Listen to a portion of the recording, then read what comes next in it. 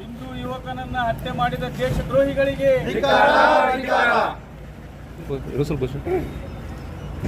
ಭಾರತ್ ಮಾತಾ ಕಿ ಜೈ, छत्रपति शिवाजी महाराज की जय, डॉक्टर बाबा साहेब अम्बेडकर की जय, महाराणा प्रताप सिंह जी की जय, संत सेवालाल महाराज की जय। आवाज दो ಕೊಲೆಗಡುಕರಿಗೆ ಸಮಾಜದಲ್ಲಿ ಅಶಾಂತಿಯನ್ನು ಮೂಡಿಸುತ್ತಿರುವ ಕೊಲೆಗಡುಕರಿಗೆ ಶಾಂತಿ ವ್ಯವಸ್ಥೆಯನ್ನು ಹದಗೆಡಿಸುತ್ತಿರುವ दुस्साहसिಗಳಿಗೆ आवाज दो, आवाज दो, भारत माता की जय, भारत माता की जय।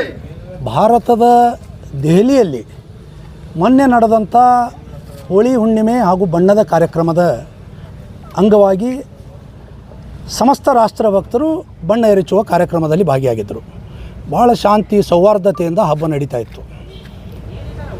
ದೆಹಲಿಯ ಒಂದು ಪ್ರದೇಶವಾದ ಉತ್ತಮ ನಗರ್ ಅಲ್ಲಿ ಒಂದು ಯುವತಿ 10-11 ವರ್ಷದ ಒಬ್ಬ ಮುಗ್ಧ ಯುವತಿ ಮನೆಯ ಮೇಲೆ ನಿಂತು ಒಂದು ಬಲೂನ್ನಲ್ಲಿ ಬಣ್ಣದ ನೀರನ್ನು ಹಾಕಿ ಮೇಲಿನಿಂದ ಒಗಿತಾ ಇದ್ಲು. ಆ ಸಂದರ್ಭದಲ್ಲಿ ಅದೇ ಓಣಿಯ ಒಬ್ಬ ಮುಸ್ಲಿಂ ಮಹಿಳೆ ಬುರ್ಕಾ ಹಾಕ್ಕೊಂಡು ಅಲ್ಲಿಂದ ಹೋಗಬೇಕಾದ್ರೆ ಆ ಮ್ಯಾಲಿಂದ ಪುಗ್ಗ ಬಿದ್ದು ಅವಳಿಗೆ ಬಣ್ಣದ ನೀರು ಸಿಡಿತದೆ. ನಾನು ಕೇಳಲಿಕ್ಕೆ ಇಚ್ಛಪಡ್ತೀನಿ, ಏನು ಅನ್ಯಾಯ ಆಯಿತು? ಆ ಮುಗ್ಧ ಹುಡುಗಿ ತಿಳಿದೋ ತಿಳಿಲಾರ್ದೋ, ಆ ಹುಡುಗಿಗೆ ಗೊತ್ತಿಲ್ಲ ಯಾರು ಬಣ್ಣ ಆಡ್ತಾರೋ, ಹಿಂದೂವರು ಮುಸ್ಲಿಮವರು ಆಡಂಗಿಲ್ಲ ಅಂತೇಳಿ ಆ ಮಗುಗೆ ಗೊತ್ತಿಲ್ಲ ಪಾಪ. ಆದರೂ ಕೂಡ ಮನೆಯವ್ರು ಏನಾಗ್ಯದ, ಆ ಬುರ್ಕಾದ ಹೆಣ್ಮಗಳಿಗೆ ಬಣ್ಣ ಸಿಡಿದ ಮೇಲೆ ಕ್ಷಮೆ ಕೇಳ್ಯಾರ. ಕ್ಷಮೆ ಕೇಳಿದರೂ ಕೂಡ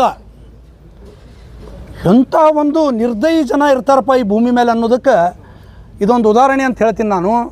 ಆ ಮಹಿಳೆ ಹೋಗಿ ಸುತ್ತಮುತ್ತಲಿನ ತಮ್ಮ ಮನೆಯ ಹುಡುಗರಿಗೆ, ಸುತ್ತಮುತ್ತಲಿನ ತಮ್ಮ ಮುಸಲ್ಮಾನರ ಮತಾಂಧಿ ಭಾವನೆ ಇರುವಂಥ ಕೆಲವು ಮುಸಲ್ಮಾನರಿಗೆ ಹೋಗಿ ಹೇಳಿದ್ದಾಳೆ, ನಾನು ಇದರಲ್ಲಿ ಎಲ್ಲ ಮುಸ್ಲಿಮರು ಎಲ್ಲ ಹಿಂದೂಗಳು ಅಂತ ಹೇಳಂಗಿಲ್ಲ.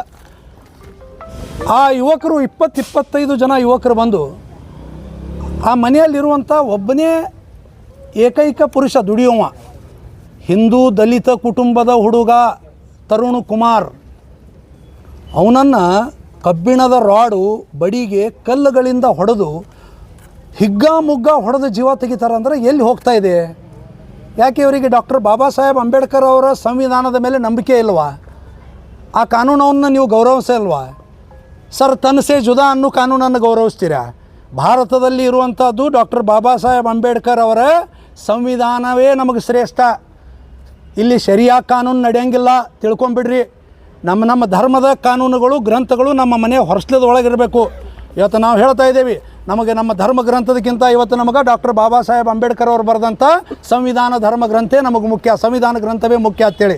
ಹಾಗಿದ್ದರೆ ಕಾನೂನನ್ನು ಕೈಗೆತ್ತಿಕೊಂಡು ಒಬ್ಬ ಮಗು ಎಸೆದಂಥ ಒಂದು ಬಲೂನಿನ ನೀರು ಬುರ್ಕಾದ ಹೆಣ್ಣು ಮಕ್ಕಳಿಗೆ ಸಿಡಿದಿದ್ದಕ್ಕಾಗಿ ಆ ತರುಣ್ ಕುಮಾರ್ ಒಬ್ಬ ದಲಿತ ಹಿಂದೂ ಯುವಕ 26 ವರ್ಷದ ಯುವಕನನ್ನು ಭೀಕರವಾಗಿ ಹತ್ಯೆ ಮಾಡ್ತೀರಿ.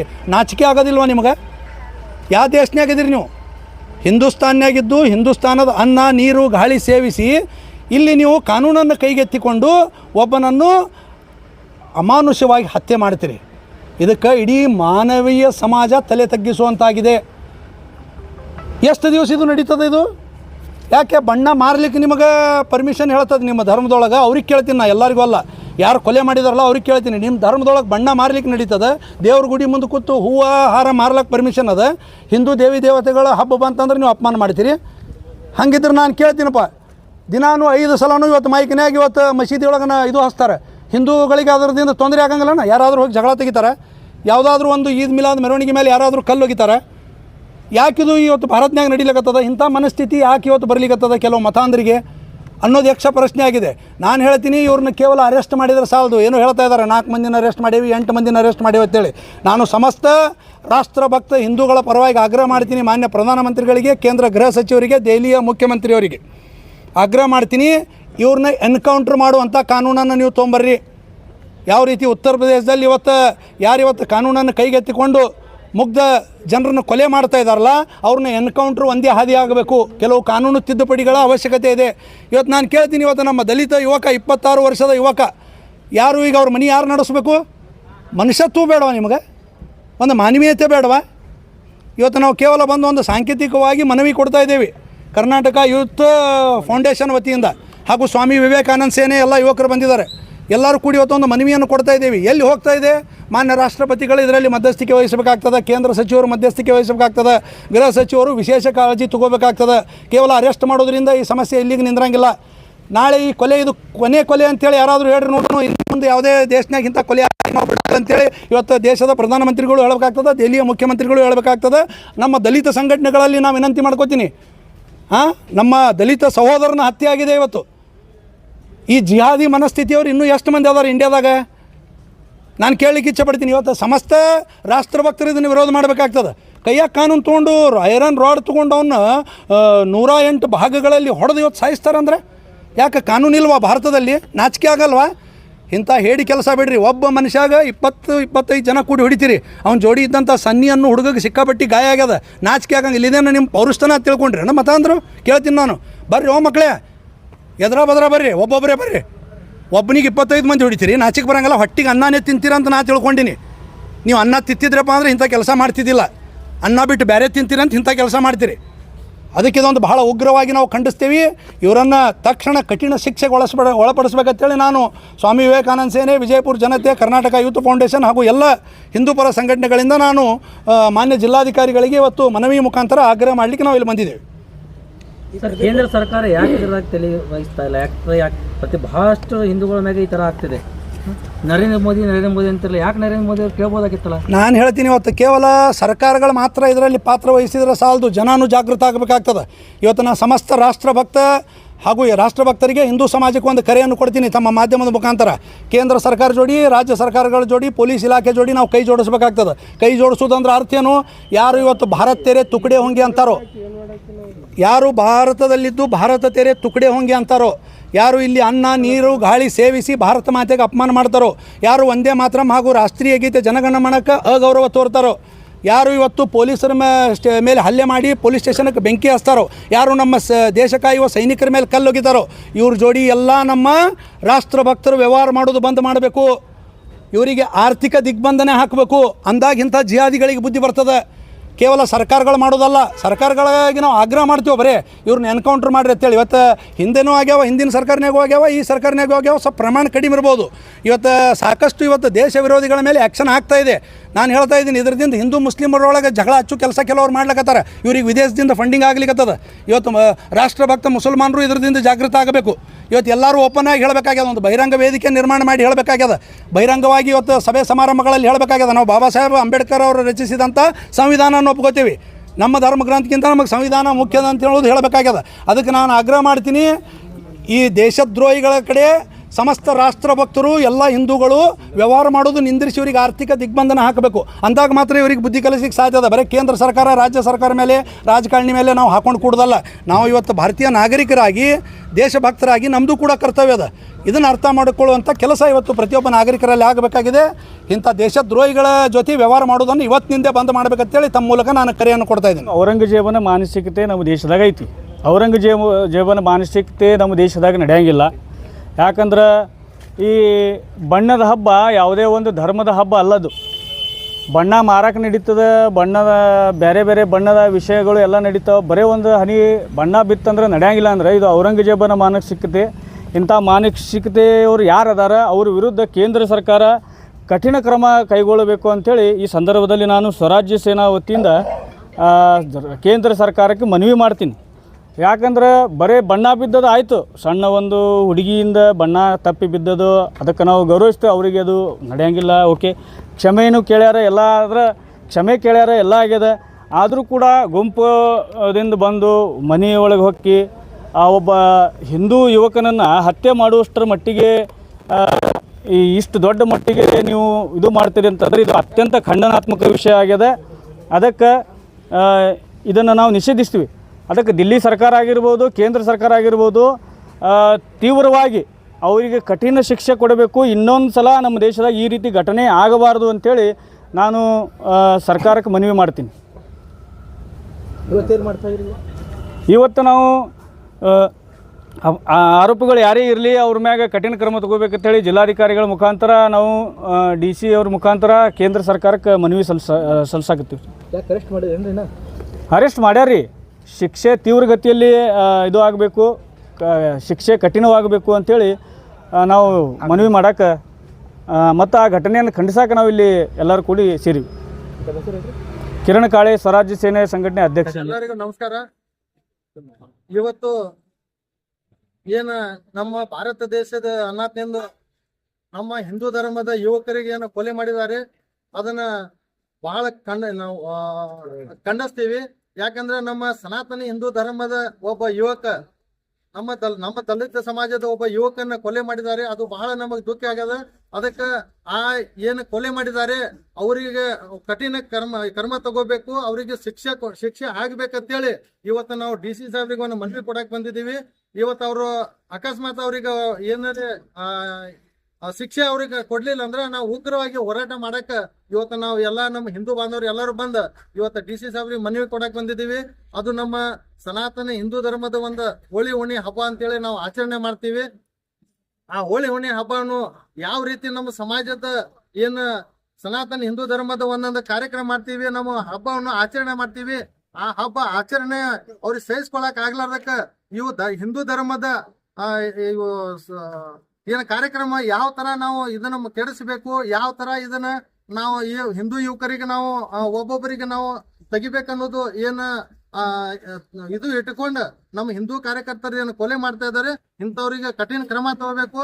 ಇನ್ನೊಮ್ಮೆ ಇಂಥವ್ರು ಯಾರ್ಯಾರೇ ಮಾಡಿದ್ದಾರೆ ಅವರಿಗೆ ಬರಾಬರಿ ಅದನ್ನ ನಮ್ಮ ಏನು DC ಸಾಹೇಬ್ರಿಗೆ ಮನವಿ ಕೊಡತ್ತೀವಿ, ಅವ್ರಿಗೆ ಶಿಕ್ಷೆ ಆಗ್ಲೇಬೇಕಂತೇಳಿ ನಾವು ಇವತ್ತು ಮನವಿ ಕೊಡಕ್ ಬಂದಿದ್ದೀವಿ.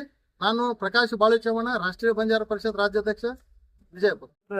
ದೇಶದಲ್ಲಿ ಇರುವಂತ ಕೆಲವೊಂದು ಕಿಲಗೇಡಿಗಳು ಎಲ್ಲರೂ ನಾವು ಅಣ್ಣತಮ್ಮರ್ಗತ್ಲೆ ಬಾಳಬೇಕು, ನಾವು ಚೆನ್ನಾಗಿ ನಾವು ನಡಿಬೇಕು ಅದಕ್ಕೆ ನಾವು ಎಲ್ಲರೂ ಹಿಂದೂ ಬಾಂಧವರು ನಾವು ಅನಿಸ್ಕೊಂಡೆವು. ಆದ್ರೆ ಕೆಲವೊಂದು ಕಿಲಗೇಡಿಗಳು ನಮ್ಮ ಹೋಳಿ ಹುಣ್ಣಿ ಹಬ್ಬದಲ್ಲಿ ಒಂದು ಸಣ್ಣ 6 ವರ್ಷದ ಮಗು ಒಂದು ರಂಗ ಆಡೋ ಟೈಮಿಗೆ, ಒಂದು ಗುಲಾಲ್ ಆಡೋ ಟೈಮಿಗೆ ಒಂದು ಸ್ವಲ್ಪ ಬಣ್ಣ ಬೀಳ್ತದ, ಅಷ್ಟು ಮಾತಿಗೆ ಹೋಗಿ ಅಂಥವ್ರು ಮನೆಯಲ್ಲಿ ಹೋಗಿ ಹೇಳುದು ಆ ಅಕ್ಕವ್ರಿಗೂ ನಮ್ಮ ತಾಯಿಯವರಿಗೂ ಅವರಿಗೂ ಸೋಗುದಿಲ್ಲ. ಅವ್ರು ಹೋಗಿ ಈ ರೀತಿ ಜಗಳ ಮಾಡಿಸೋದು, ಈ ರೀತಿ ಜಗಳ ಹಚ್ಚೋದು ಇದು ಸರಿ ಇಲ್ಲ. ಎಲ್ಲರೂ ಬರೀ ಅದೇ ರೀತಿ ಆದ್ರಂದ್ರೆ ಈ ದೇಶಿನ ಬಾಳೆ ಹ್ಯಾಂಗು ಅನ್ನುವಂತ ಮಾತು ಬರ್ತದ. ಈ ಹಬ್ಬನಲ್ಲಿ ಏನ ದೆಹಲಿಯಲ್ಲಿ ಏನೈತ ಉತ್ತಮ ಅನ್ನಂತ ಹುಡುಗ ಒಂದು ತರುಣ, ಅದು ದಲಿತರ ಮಗ, ದಲಿತರ ಅನ್ನುವಂತ ಕಾರಣಕ್ಕೆ ಹೊಡೆದಾರು. ನಾವು ಯಾವ ರೀತಿ ಹೊಡೆದಾರೋ ಅದು ನಮಗೆ ಗೊತ್ತಾಗಲ್ಲ ಆಗ್ಯದ. ಆ ರೀತಿ ನಾವು ಹೇಳುದು ಒಂದೇ, ಬರುವಂತ ದಿನಗಳಲ್ಲಿ ನಾವು ಈಗಲೂ ಎಚ್ಚರಿಕೆ ಕೊಡ್ತೀವಿ. ಮೊದಲಿಂದು ಆ ರೀತಿ ಹಿಂದಕ್ಕೆ ಏನ್ ಮಾಡ್ಕೋತ ಹೋದ್ರಿ, ಈಗ ಅಂತ ರೀತಿ ನಡೆಯಂಗಿಲ್ಲ. ಇನ್ನು ಮುಂದೆ ಯಾವ ರೀತಿ ಬದುಕೋಬೇಕು, ಯಾವ ರೀತಿ ನಾವು ಕ್ಷತ್ರಿಯರು ಯಾವ ರೀತಿ ನಾವು ನಮ್ಮ ದೇಶ ನಾವು ಕಾಪಾಡ್ಕೋಬೇಕು ಅನ್ನೋದು ನಮಗೂ ಅರಿವು ಬಂದಿದೆ. ಈಗ ಒಬ್ಬರಿಗೆ ನೀವು ಇದೇ ರೀತಿ ಹೊಡೆದು ಕೊಲ್ಲೋದು ಈ ರೀತಿ ನೀವು ಮಾಡ್ತೀರಂದ್ರ ಇದು ನಡೆಯಂಗಿಲ್ಲ. ಇನ್ನು ಮುಂದೆ ನೀವು ಎಚ್ಚರಿಕೆಯಾಗಿ ಇರ್ರಿ. ಯಾರೇ ಏನು ಒಂದು ಸಣ್ಣ ಮಾತಿಗೂ ಇಟ್ಟಿಟ್ಟು ಮಾತು ಇರ್ತದ, ಅದಕ್ಕೆ ನೀವು ಎಲ್ಲರೂ ಅಣ್ಣತಮ್ಮರ ಜೊತೆ ಬಾಳೆ ಮಾಡ್ಕೊಂಡು ಹೋಗ್ಬೇಕು. ನಾವು ಸರ್ಕಾರ ಕೂಡ ಇಲ್ಲಿ DC ಸಾಹೇಬ್ರಿಗೆ ಒಂದು ಮನವಿ ಕೊಟ್ಟು ಎಲ್ಲರೂ ನಾವು ಹಿಂದೂ ಬಾಂಧವರು ಒಂದು ಎಚ್ಚರಿಕೆ ಕೊಡ್ಲಾಕ ಬಂದಿವಿ. ಇವತ್ತು ನಾವು ಬಂದಿದ್ದು ಒಂದು ಸಣ್ಣ ಮನವಿ ಕೊಡ್ಲಾಕ. ಬರುವಂತ ದಿನಗಳಲ್ಲಿ ಅವರಿಗೆ ಫಾಶಿ ಸಜಾ ಆಗ್ಬೇಕಂತ ನಮ್ಮ ಆಶೆ ಐತಿ. ಒಂದ್ ವೇಳೆ ಅಲ್ಲಿದ್ದ ಸರ್ಕಾರ ಆಗಲಿ ಕೇಂದ್ರ ಸರ್ಕಾರ ಆಗಲಿ ಅವ್ರಿಗೆ ಒಂದು ಜೀವಾವಧಿ ಶಿಕ್ಷೆ ಕೊಡ್ಲಿಲ್ಲ ಅಂದ್ರ ಬರುವಂತ ದಿನಗಳಲ್ಲಿ ನಾವು ಉಗ್ರ ಹೋರಾಟ ಮಾಡ್ತೀವಿ. ನಾವ್ ಎಲ್ಲಾ ಸಮಾಜದವರು ನಾವು ಒಂದಾಗಿ ಹೋಗ್ಬೇಕು, ಎಲ್ಲರೂ ಚೆನ್ನಾಗಿ ಹೋಗ್ಬೇಕು ಅಂತ ಆಸೆ ಐತಿ. ಇದರಲ್ಲಿ ಏನು ಈ ರೀತಿಯ ಕಿಲಗೇಡಿಗಳು ಅದಾರ ಅಂತವ್ರಿಗೆ ಆ ಸಮಾಜದವ್ರು ಕೂಡ ಈಗ ನಮ್ಮ ಮುಸ್ಲಿಂ ಬಾಂಧವರು ಕೂಡ ಅವರಿಗೂ ಕ್ಷಮಿಸಬಾರದು. ಅಂತವ್ರಿಗೆ ಏನಿಲ್ಲ ಹುಳ ಇರ್ತದ, ಅವ್ರಿಗೆ ಹೊರ ತೆಗಿಬೇಕು. ಈ ರೀತಿ ಏನ ಆತ್ಮಹತ್ಯೆ ಮಾಡುವಂತ ಜನ ಅದಾರ, ಅವ್ರಿಗೆ ತಕ್ಕ ಪಾಠ ಕಲಿಸ್ಬೇಕು. ಒಂದ್ ವೇಳೆ ಕಲಿಸ್ಲಿಲ್ಲ ಅಂದ್ರ ನಾವು ಮಾತ್ರ ಬರುವಂತ ದಿನಗಳು ಎಲ್ಲರಿಗೂ ಒಂದು ಕೈ ಮುಗಿದು ಹೇಳ್ತೀವಿ. ನಾವ್ ಯಾರು ಕೆಣಗವ್ರಲ್ಲ, ಕೆಣಗದ್ರೆ ಮಾತ್ರ ಈ ಗುರು ಮಾತ್ರ ಇಲ್ಲೇ ಇಲ್ಲ. ಇನ್ನು ಮುಂದೆ ಅದು ನಡೆಯಂಗಿಲ್ಲ. ನಾವೆಲ್ಲರೂ ಅರ್ಥಮಗತೆ ಬಾಳುವಂತ ಬಾಳುನು. ಒಂದ್ ವೇಳೆ ಇದೇ ರೀತಿ ಆದ್ರೆ ಹಬ್ಬದಾಗ ನಿಮ್ ಹಬ್ಬ ಇದ್ರೆ ನಾವು ರಂಜಾನ್ ಇದ್ದಾಗ ನಾವ್ ಏನೈತ್ಲ ಎಲ್ಲರಿಗೂ ಸಹಕಾರ ಕೊಡ್ತೀವಿ. ಯಾಕಪ್ಪ ನಿಮ್ಮ ಅಂಗಡಿ ಒಳಗೆ ನಾವು ಬಾಜಾರ್ ತಗೊಳುದಿಲ್ಲ, ನಿಂಬಲ್ಲಿ ನಾವು ಹೋಗಿ ಏನು ತಗೊಳುದಿಲ್ಲ, ಎಲ್ಲಾರು ನೀವು ಮಾಡ್ಕೋತೀರಿ. ಒಂದು ಏನಿದ್ರು ಒಂದು ಮೌಲದಾಗ ಒಂದು ಇದ್ದದ್ದು ಎಲ್ಲಾರು ಒಂದು ಗಲ್ಲಿ ಇರ್ತದ, ಅದ್ರಾಗ ನಾವು ಅಣತಮರ್ಗತೆ ಬಾಳ್ಬೇಕು. ಈ ರೀತಿ ಮಾಡೋದು ಸರಿ ಇಲ್ಲ. ಎಲ್ಲಾರು ಅಣತಮರ್ಗತೆ ಬಾಳೋದು ಚಲೋ. ಒಂದು ವೇಳೆ ಇಂಥವ್ರು ಯಾರು ಮಾಡಿರ್ತಾರೆ ಇವ್ರ ಮೇಲೆ ಕಠಿಣ ಕ್ರಮ ಆಗ್ಬೇಕಂತ ನಾವೇನು ಬಂದೆವು. ಎಲ್ಲರೂ ಕೂಡ ಎಚ್ಚರಿಕೆಯಾಗಿ ಹೇಳ್ತೀವಿ. ಇನ್ನು ಮುಂದೆ ಆ ರೀತಿ ಮಾಡಬಾರ್ದು, ಮಾಡದವರಿಗೆ ಕಠಿಣ ಕ್ರಮ ಆಗ್ಬೇಕಂತ ಹೇಳಿ ನಾವೆಲ್ಲರೂ ಒಕ್ಕಟ್ಟವಾಗಿ ಬರುವಂತಹ ದಿನಗಳಲ್ಲಿ ನಾವು ಎಲ್ಲರೂ ಉಗ್ರ ಹೋರಾಟ ಮಾಡ್ತೀವಿ ಅಂತ ಹೇಳಿ ಇಲ್ಲಿ ಬಂದು ಒಂದು ಮನವಿ ಕೊಟ್ಟು ಈಗ ಎಲ್ಲರೂ ಮಾಧ್ಯಮದವರಿಗೂ ಕೂಡ ಧನ್ಯವಾದ ಹೇಳ್ತಾ ನಂದು 2 ಮಾತು ಮುಗಿಸ್ತೀನಿ. ಜೈ ಹಿಂದ್, ಜೈ ಕರ್ನಾಟಕ. ಭಾಗದಲ್ಲಿ ಹಿಂದೂಗಳ ಒಂದು ಹಬ್ಬ ಆಗಿರ್ತಕ್ಕಂಥ ಹೋಳಿ ಹಬ್ಬದಲ್ಲಿ ಅವತ್ತಿನ ದಿನ ಬೆಳಗ್ಗೆ 6 ವರ್ಷದ ಮಗು 2ನೇ ಮಹಡಿಯಿಂದ ಒಂದು ಬಲೂನಿನಲ್ಲಿ ನೀರನ್ನ ಹಾಕಿ ಮೇಲಿಂದ ಒಗೆದಾಗ ಅದು ನೆಲಕ್ಕೆ ಅಪ್ಪಳಿಸಿ ಸ್ವಲ್ಪ ನೀರಾಗಿರ್ಬೋದು, ಬಣ್ಣ ಆಗಿರ್ಬೋದು, ಅಲ್ಪಸಂಖ್ಯಾತರ ಒಂದು ಸಮಾಜ ಆಗಿರ್ತಕ್ಕಂಥ ಮುಸ್ಲಿಂ ಸಮಾಜದ ಒಬ್ಬ ತಾಯಿಗೆ ಅದು ಅಪ್ಪಳಿಸಿದಾಗ, ಸಿಡಿದಾಗ ಅದನ್ನ ಪ್ರಚೋದನಕಾರಿಯಾಗಿ ತೆಗೆದುಕೊಂಡು ಅದನ್ನ ಅವಾಚ್ಯ ಶಬ್ದಗಳಿಂದ ನಿಂದಿಸಿ ಅವರ ಸಮಾಜಕ್ಕೆ ತಪ್ಪು ಸಂದೇಶವನ್ನ ಕೊಟ್ಟು ನಮ್ಮ ಸಂಪ್ರದಾಯಕ್ಕೆ ಅಪಮಾನ ಮಾಡ್ತಿದ್ದಾರೆ ಹಿಂದೂಗಳಂತ ಒಂದು ಶಾಂತಿ ಮೂಡಿಸುವಂತ ಒಂದು ವ್ಯವಸ್ಥೆ, ಒಂದು ವಾತಾವರಣವನ್ನ ನಿರ್ಮಾಣ ಮಾಡಿ ಅವತ್ತಿನ ದಿನ ಆ ತರುಣ್ ಅಂತಕ್ಕಂಥ ಒಬ್ಬ 27 ವರ್ಷದ ಯುವಕನ ಕುಟುಂಬದ ಮೇಲೆ ಹಲ್ಲೆ ಮಾಡಿ ಒಂದು 20-30 ಜನ ತರುಣನ ಕುಟುಂಬಕ್ಕೆ ಹಲ್ಲೆ ಮಾಡುವ ಮುಖಾಂತರ ಅವರ ಮನೆಯಲ್ಲಿರ್ತಕ್ಕಂಥ ತಾಯಿ ತಂದೆಯರ ಮೇಲೆ ಹಲ್ಲೆ ಮಾಡಿ ತರುಣನ ಮೇಲೂ ಸಹ ಹಲ್ಲೆ ಮಾಡಿ ಅವನನ್ನ ಕೊಲೆ ಮಾಡಿದ್ದಾರೆ. ಇದನ್ನ ಇಡೀ ದೇಶ ವಿರೋಧ ಮಾಡುತ್ತೆ. ಯಾಕಂದ್ರೆ ಈ ದೇಶದಲ್ಲಿ ಅಲ್ಪಸಂಖ್ಯಾತರಾಗ್ಲಿ ಬಹುಸಂಖ್ಯಾತರಾಗ್ಲಿ ಸಂವಿಧಾನವನ್ನ ಮುಂದೆ ಇಟ್ಕೊಂಡು ಮಾತಾಡ್ತೀರಾ. ಸಂವಿಧಾನ ಇದನ್ನ ಹೇಳೋದಿಲ್ಲ. ಸಂವಿಧಾನ ಕಾನೂನು ಉಲ್ಲಂಘನೆ, ಈ ಅಪರಾಧ ಕಾನೂನು ಉಲ್ಲಂಘನೆ. ನೀವು ತರುಣನ ಕುಟುಂಬ ಉದ್ದೇಶ ಪೂರ್ವಕವಾಗಿ ನಿಮ್ಮ ಮೇಲೆ ಬಣ್ಣ ಹಾಕಿದ್ರೆ ನೀವು ಅದನ್ನ ಕಾನೂನಾತ್ಮಕವಾಗಿ ಒಂದು ಕಂಪ್ಲೇಂಟ್ ಮಾಡುವ ಮುಖಾಂತರ, ಪೊಲೀಸರಿಗೆ ವರದಿ ತಿಳಿಸುವ ಮುಖಾಂತರ ಅದನ್ನ ಒಂದು ಕಾನೂನು ಕ್ರಮದಲ್ಲಿ ಅಳವಡಿಸಬೇಕಾಗಿತ್ತು. ನೀವು ಒಂದು ಕಾನೂನಿನ ಚೌಕಟ್ಟಿನಲ್ಲಿ ಈ ಸಮಸ್ಯೆನ ಬಗೆಹರಿಸಬೇಕಾಗಿತ್ತು. ಆದ್ರೆ ನೀವೇ ಕಾನೂನನ್ನ ಕೈಗೆತ್ಕೊಂಡು ಅವರ ಮನೆಯ ಮೇಲೆ ಹಲ್ಲೆ ಮಾಡುವ ಮುಖಾಂತರ ಅವರನ್ನ ಕೊಲೆ ಮಾಡುವುದು ಸಂವಿಧಾನಕ್ಕೆ ಅಪಮಾನ, ದೇಶದ ಪ್ರಜಾಪ್ರಭುತ್ವಕ್ಕೆ ಅಪಮಾನ, ಬಾಬಾ ಸಾಹೇಬ್ ಅಂಬೇಡ್ಕರ್ ಅವರ ಬರೆದಿರ್ತಕ್ಕಂತ ಸಮಾನತೆಯನ್ನು ಸಾರ್ತಕ್ಕಂಥ ಭಾರತದ ಸಂವಿಧಾನಕ್ಕೆ ಮೊದಲನೇ ಅಪಮಾನ. ಅದಕ್ಕೆ ಕೇಂದ್ರ ಸರ್ಕಾರ ಏನ್ ಮಾಡ್ಬೇಕಂದ್ರೆ ಈ ತರ ಒಂದು ಸಂಪ್ರದಾಯದ ವಿಚಾರದಲ್ಲಾಗಿರ್ಬೋದು, ಮತಗಳ ವಿಚಾರದಲ್ಲಾಗಿರ್ಬೋದು, ಈ ತರ ಗಲಭೆಗಳಾಗ್ಲಿ, ಈ ತರ ದುಷ್ಕೃತ್ಯಗಳಾಗ್ಲಿ ನಡೆಯೋದ ಹಾಗೆ ಒಂದು ಈ ದೇಶದ ಮೂಲ ನಿವಾಸಿಗಳಾಗಿರ್ತಕ್ಕಂಥ ಹಿಂದೂಗಳು, ಬಹುಸಂಖ್ಯಾತ ಹಿಂದೂಗಳ ಒಂದು ರಕ್ಷಣೆಗಾಗಿ ಒಂದು ಕಟ್ಟುನಿಟ್ಟಾದ ಕಾನೂನನ್ನ ತೆಗೆದುಕೊಂಡು ಬರಬೇಕು. ಬರೇ ಇವತ್ತು ತರುಣನ ಹತ್ಯೆ ಮಾಡಿದ್ದಾರೆ, ಅವರಿಗೆ ನೀವು ಕಠಿಣ ಕ್ರಮ ವಿಧಿಸ್ಬೇಕಂತ ನಾವೆಲ್ಲ ಮನವಿ ಮಾಡಿದ ಮೇಲೆ ಆಗ್ಲಿ, ದೆಹಲಿಯಲ್ಲಿ ಅನೇಕ ಹೋರಾಟಗಳಾಗ್ತಿದ್ದಾವೆ. ಅವರನ್ನ ಕಠಿಣ ಕ್ರಮ ವಿಧಿಸೋದಂದ್ರೆ 1-2 ವರ್ಷ ಜೈಲಿಗೆ ಹಾಕೋದಾಗ್ಲಿ, ಈ ತರ ಆಗಬಾರ್ದು. ಮುಂದೆ ಬರ್ತಕ್ಕಂಥ ದಿನಮಾನಗಳಲ್ಲಿ ಇಂಥ ದುಷ್ಕೃತ್ಯಗಳು ಆಗಬಾರದು. ಅದಕ್ಕೆ ಸಂವಿಧಾನದಲ್ಲಿ ನೀವು ಹಿಂದೂಗಳ ರಕ್ಷಣೆಗಾಗಿ, ಹಿಂದೂಗಳ ಹಿತಕ್ಕಾಗಿ, ಅವರ ಆಚರಣೆಗಳಿಗಾಗಿ, ಈ ದೇಶದ ಮೂಲ ಸಂಪ್ರದಾಯವನ್ನ ರಕ್ಷಣೆ ಮಾಡುವ ಉದ್ದೇಶದಿಂದ ಹಿಂದೂಗಳ ಹಿತಕ್ಕಾಗಿ ಒಂದು ಕಾನೂನನ್ನ ತರಬೇಕಾಗಿದೆ. ಅದಕ್ಕೆ ನೀವು ನೋಡಿ, ಯಾವುದೇ ಇಸ್ಲಾಂ ಕಂಟ್ರಿಗಳಲ್ಲಿ ಅವರ ದೇಶದ ಸಂಪ್ರದಾಯವನ್ನ ರಕ್ಷಣೆ ಮಾಡಲಿಕ್ಕೆ ಅವರ ಒಂದು ಸಂಪ್ರದಾಯಕ್ಕಾಗಿ ಒಂದು ರೆವಲ್ಯೂಷನರಿ ಗಾರ್ಡ್, ಈಗ ಇರಾನ್ದಲ್ಲಿ ನೋಡಿದಾಗ ಇಸ್ಲಾಮಿಕ್ ರೆವಲ್ಯೂಷನರಿ ಗಾರ್ಡ್ ಇದೆ. ಅಂದ್ರೆ ಆ ದೇಶದ ಸೈನ್ಯವನ್ನ ಹೊರತುಪಡಿಸಿ ಅದರ ಕೆಲಸ ಏನಿರುತ್ತಂದ್ರೆ ಆ ದೇಶದ ಸಂಸ್ಕೃತಿಯನ್ನ ಕಾಪಾಡೋದು. ಇವತ್ತು ಅವರೇ ಅಮೆರಿಕ ಜೊತೆ ಯುದ್ಧ ಮಾಡ್ತಿದ್ದಾರೆ. ಅದಕ್ಕೆ ನಮ್ಮ ಭಾರತ ದೇಶದ ಸಂಸ್ಕೃತಿ, ಈ ದೇಶದ ಮೂಲ ನಿವಾಸಿಗಳು, ಇಲ್ಲಿಯ ಸನಾತನ ಧರ್ಮವನ್ನ, ಈ ದೇಶದ ಮೂಲ ನಿವಾಸಿ ಹಿಂದೂಗಳನ್ನ ರಕ್ಷಣೆ ಮಾಡ್ಲಿಕ್ಕೆ ಹಿಂದೂ ರೆಜಿಮೆಂಟ್ ಅನ್ನ ಕೇಂದ್ರ ಸರ್ಕಾರ ಸ್ಥಾಪನೆ ಮಾಡಬೇಕಾಗಿದೆ. ಇದು ಬದಲಾವಣೆ. ಬರೀ ನಾವು ಬಂದ್ವಿ, ನಾವು ನಿಮಗೆ ಮನವಿ ಮಾಡಿದ್ವಿ ಜಿಲ್ಲಾಧಿಕಾರಿಗಳ ಮುಖಾಂತರ, ನೀವು ಅವರಿಗೆ ಕಠಿಣ ಶಿಕ್ಷೆಯನ್ನು ವಿಧಿಸಿದ್ರಿ, ಅವ್ರು ಜೈಲಲ್ಲಿ ಇದ್ರು, ಇಲ್ಲ. ಮುಂದೆ ಈ ದುಷ್ಕೃತ್ಯಗಳು ಆಗಬಾರದು. ಅದಕ್ಕೆ ಹಿಂದೂ ರೆಜಿಮೆಂಟ್ ಸ್ಥಾಪನೆ ಆಗಬೇಕು. ಎಲ್ಲರ ಒಂದು ಧಾರ್ಮಿಕ ಸ್ವಾತಂತ್ರ್ಯವನ್ನು ನೀಡಿರ್ತಕ್ಕಂಥ ಸಂವಿಧಾನದ ರಕ್ಷಣೆ ಆಗಬೇಕು. ಎಲ್ಲ ಮಹಾತ್ಮರ ಒಂದು ತ್ಯಾಗದ ಒಂದು ಬಲಿದಾನದಿಂದ ಈ ದೇಶ ಬಂದಿದೆ. ಈ ದೇಶವನ್ನ ಜಾತ್ಯತೀತ ರಾಷ್ಟ್ರ ಅಂತ ನೀವ್ ಹೇಳ್ತೀರಾ, ಆದ್ರೆ ಜಾತ್ಯತೀತ ಅಂತ ಹೇಳೇನೆ ಈ ದೇಶವನ್ನ ಹಾಳು ಮಾಡಿದೀರ. ಈ ದೇಶ ಹಿಂದೂಗಳ ರಾಷ್ಟ್ರ. ಅಂದ್ರೆ ಈ ದೇಶದಲ್ಲಿ ವಾಸ ಮಾಡ್ತಕ್ಕಂಥ ಪ್ರತಿಯೊಬ್ಬನು ಸಹ ಹಿಂದೂ. ಈ ದೇಶವನ್ನ ಮಾತೃಭೂಮಿ, ಪಿತೃಭೂಮಿ, ಕರ್ಮಭೂಮಿ, ಈ ದೇಶದ ಸಂಸ್ಕೃತಿನ ಒಪ್ಪಿಕೊಂಡು ಬರ್ತಕ್ಕಂಥ ಅಬ್ದುಲ್ ಕಲಾಂ ಅವರು ಸಹ ಈ ದೇಶದ ಹಿಂದೂ. APJ ಅಬ್ದುಲ್ ಕಲಾಂ ಅವರು ಈ ದೇಶದ ಹಿಂದೂ. ಅದಕ್ಕೆ ಈ ದೇಶದ ಸಂಸ್ಕೃತಿಯನ್ನು ಗೌರವಿಸುವ ಹಾಗೆ ಅದನ್ನ ದೃಷ್ಟಿಕೋನದಲ್ಲಿ ಇಟ್ಟುಕೊಂಡು ಕೇಂದ್ರ ಸರ್ಕಾರ ಹಿಂದೂಗಳ ಒಂದು ಹಿತವನ್ನ ಕಾಪಾಡಲಿಕ್ಕೆ, ಸನಾತನ ಧರ್ಮವನ್ನ ಕಾಪಾಡಲಿಕ್ಕೆ ಹಿಂದೂ ಅಂತಕ್ಕಂಥ ಒಂದು ಪ್ರತ್ಯೇಕ ಸೇನಾ ಘಟಕವನ್ನ ಸ್ಥಾಪನೆ ಮಾಡಬೇಕು. ಮುಂದೆ ಇಂಥ ದುಷ್ಕೃತ್ಯಗಳು ಆಗಬಾರದು. ಹೀಗೆ ಮಾಡಿರ್ತಕ್ಕಂಥ ದುಷ್ಕರ್ಮಿಗಳನ್ನ ಅವರ ಮೇಲೆ ಕಠಿಣ ಕ್ರಮ ಯಾವ ರೀತಿ ಆಗ್ಬೇಕಂದ್ರೆ ಒಂದು ಜೀವಾವಧಿ ಶಿಕ್ಷೆಯನ್ನ ಮಾಡಿ, ಅಂದ್ರೆ ಗಲ್ಲಿಗೆ ಹಾಕಿ, ಇಲ್ಲಾಂದ್ರೆ ಸೂಟೌಟ್ ಮಾಡಿ. ಮುಂದೆ ಇಂಥ ಆಗಬಾರದು. ಯಾವ ಸಮಾಜವನ್ನು ಅಪಮಾನ ಮಾಡುವಂತ, ಈಗ ನೋಡಿ ರಂಜಾನ್ ಅಂತಕ್ಕಂಥ ಒಂದು ಪವಿತ್ರ ದಿನ, ಈ ತರ ಒಂದು ದುಷ್ಕೃತ್ಯವನ್ನ ಮಾಡಿದ ಮೇಲೆ ಪಾಪ ಆ ಸಮಾಜ ಒಂದು ಸಂಪ್ರದಾಯದ ಮೇಲೆ ಅಪಮಾನ ಮಾಡಲಾಗತ್ತೆ. ಅದಕ್ಕೆ ಇವರನ್ನ ಒಂದು 20 ಜನ ಏನಿದಾರಲ್ಲ, ಇವರನ್ನ ಶೂಟೌಟ್ ಮಾಡಬೇಡಿ. ಇವು ಯಾವ ಧರ್ಮಕ್ಕಾಗ್ಲಿ, ಯಾವ ಸಂಪ್ರದಾಯಕ್ಕಾಗ್ಲಿ, ಯಾವ ಮತಕ್ಕಾಗಲಿ ಇವರು ಹೊಂದ್ಕೊಳ್ಳೋದಿಲ್ಲ. ಇವರು ಅಮಾನವೀಯ ದುಷ್ಟರು. ಇವರು ಇಂಥ ಪವಿತ್ರ ದಿನದಂದು ಇಂಥ ಕೆಲಸ ಮಾಡ್ತಾರೆ ಅಂದ್ರೆ ಇಂಥ ದುಷ್ಟರನ್ನ ನೀವು ಯಾವತ್ತು ನಾವು ಸಹಿಸ್ಕೊಳ್ಳಿಲ್ಲ, ಕೇಂದ್ರ ಸರ್ಕಾರವನ್ನು ಸಹಿಸ್ಕೊಳ್ಬಾರ್ದು.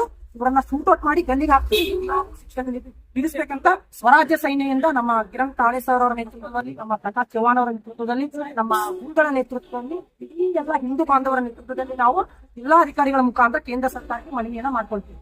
ಜೈ ಹಿಂದ್, ಜೈ ಸನಾತನ್. ಇನ್ನಷ್ಟು ಸುದ್ದಿಗಾಗಿ ನಮ್ಮ ನ್ಯೂಸ್ 11 ಕರ್ನಾಟಕ ಚಾನೆಲ್ಗೆ ಲೈಕ್ ಮಾಡಿ, ಶೇರ್ ಮಾಡಿ, ಸಬ್ಸ್ಕ್ರೈಬ್ ಮಾಡಿ.